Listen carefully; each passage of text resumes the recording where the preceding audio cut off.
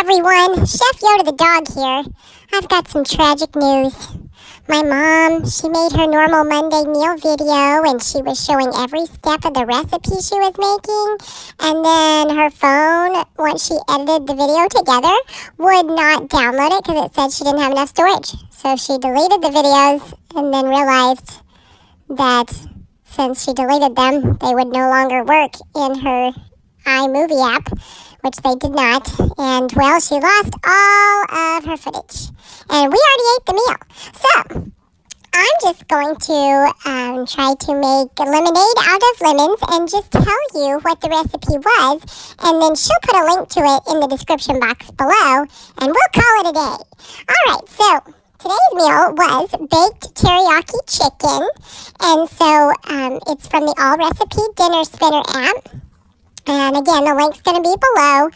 My mom used chicken breast instead of what they used in the recipe, which was chicken wings. So we didn't have wings, we used breasts. So then we looked it up online, and it said that at 425 degrees, you cook them for 25 minutes. And there were a lot of reviews on this one, and they said to line your pan with foil and then cover it with foil when you cook the chicken in the oven, and that holds in the juices. So that's what my mom did. She lined the pan with foil, and she sprayed it with olive oil spray, and then she put the chicken in there, and then poured the teriyaki sauce over it, which the recipe is below. And then she cooked it for 25 minutes in 425-degree oven, and she made some garlic quinoa with kale in it to go with it. And so once the chicken came out of the oven, which it was perfect at that time and temperature, so once it came out of the oven, she shredded the chicken and then put it into the quinoa, and with the sauce too. The sauce is so good, it's sweet, and it's really good. So anyway, she put it in there and mixed it all together, and it was like a one-pot meal. So all that to say, this is a good one to try. And the sauce was thick, and that made it stick to the chicken easier when you cook it.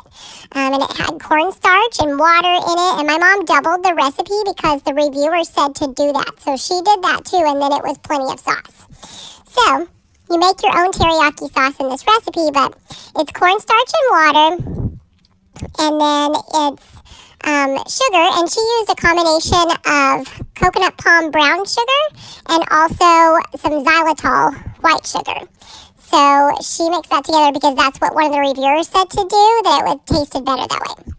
So she used both of those and for the sugar, and then she used double the garlic from what it said, because again the reviewer said to add more garlic, and she used a ground black pepper, and she used the coconut amino sauce, which is the soy-free soy sauce. So she used that, and then apple cider vinegar. And then some ginger. So that's the ingredients to the teriyaki sauce. And then you let it simmer until it thickens up. And that took about maybe 5 minutes or so for that to happen on the stove. And then you just pour it over that chicken and then cover it up and cook it. Now, the actual recipe says if you're using chicken wings, I'm sorry, not wings, but no wings. I think it's wings. Whatever. Whatever the original recipe says to use. My mom used chicken breast.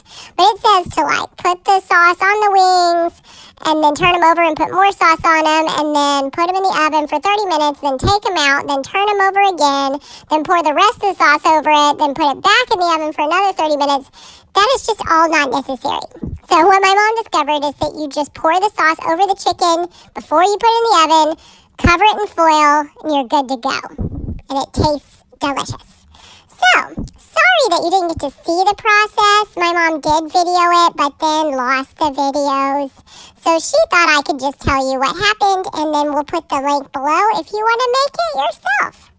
Hope you guys have a great Monday. Chef Yoda the dog, out.